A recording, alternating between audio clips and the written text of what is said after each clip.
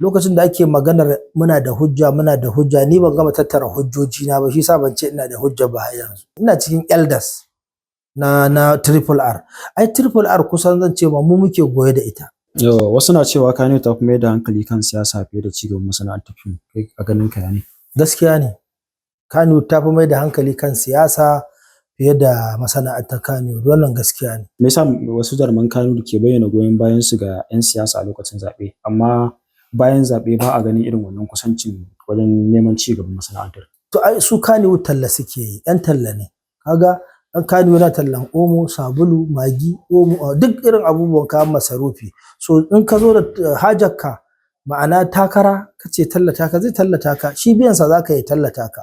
Shi sa karka ce ɗan Kano ne ce in zaɓuwa na ba shi talla aka kamar yake yi.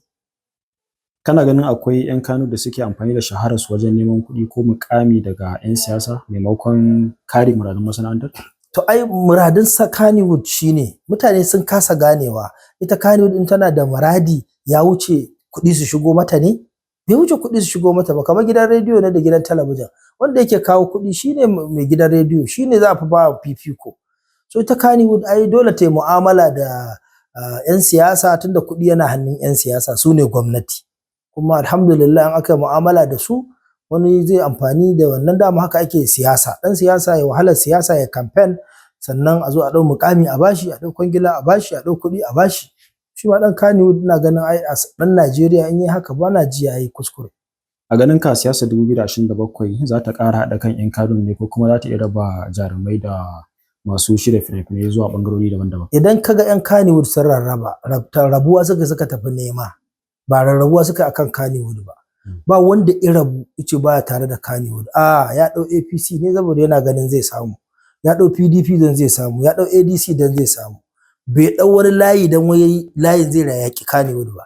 Da za a ce waɗannan 'yan siyasa in sun zo rushe Kannywood za su yi, za ka ga ɗan Kannywood ba zai mara musu baya ba. Saboda haka ɗan Kannywood duk kakka ga sun rarraba. Rarrabuwa ce irin ta 'yan siyasa, irin wacce 'yan siyasa suke yi. Ɗan PDP ya dawo APC ya ci zaɓe, in aka matsa masa ya koma ADC. Haka 'yan Kannywood suke.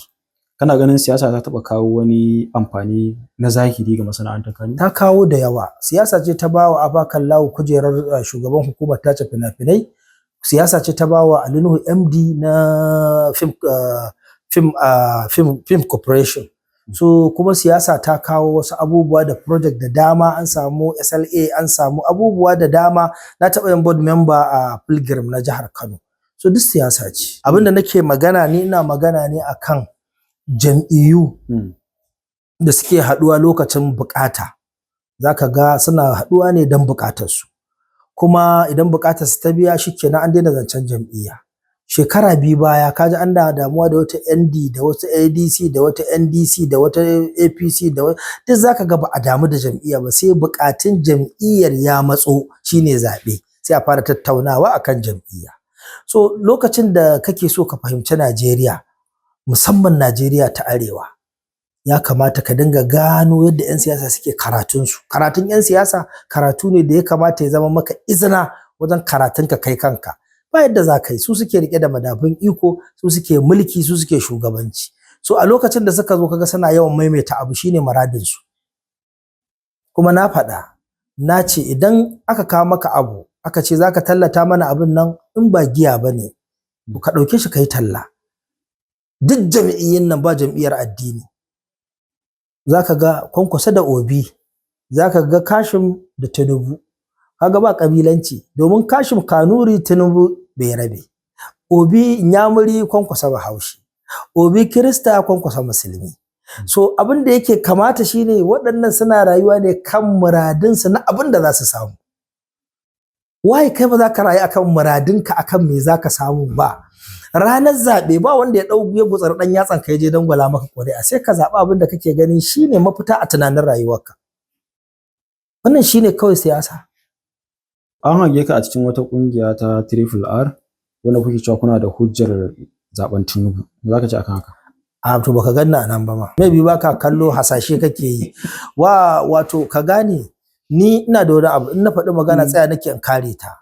Lokacin da ake maganar muna da hujja ni ban gama tattara hujjoji na ba, shi yasa ban ce ina da hujja ba har yanzu. Wataƙila ko sai nan gaba. To baka cikin bidiyon kenan. ka duba bidiyon mana. Kai yanzu kai zaka tambaya, kai zan tambaya. Amma ai sun faɗa da Ka ganna a bidiyon? Sun faɗa da yawun gaba ɗaya wanda suke cikin to yanzu dan wani yayi magana da yawunka ya ga bakinka, ai yawu daban baki daban. Maybe baka ganna ba dai. Ka ji dai an yi magana, to ka bari ni in kai level ɗin da zan gani ina da hujja, ina tattara hujjoji na. In Tinubu ne zan fito in faɗa gaskiya. To amma kana cikin kungiyar ku ba ka ciki? Ina ciki, mu ne shugabanni, ina cikin elders na Triple R. Ai Triple R kusan zan ce ma mu muke goye da ita. Rai da gaske. Duk da haka ba hujja. A'a, ai abin da nake so ka sani ba wai duk da haka ba hujja ba. Ai wasu sun ce suna da hujja. Ai dan adam ake tambayarsa akan abu sai baka amsa. In wani ya bada amsa da yawunsa ai ba wakilin ka bane. Ni ban wakilta kowa a kaina ba. Har yau ban da ko PA. Ni ne PA kaina, ni ne kaina. So in ka ji magana ni nayi, in ba ni ne ba wani ne to ka kai min hukunci da ita.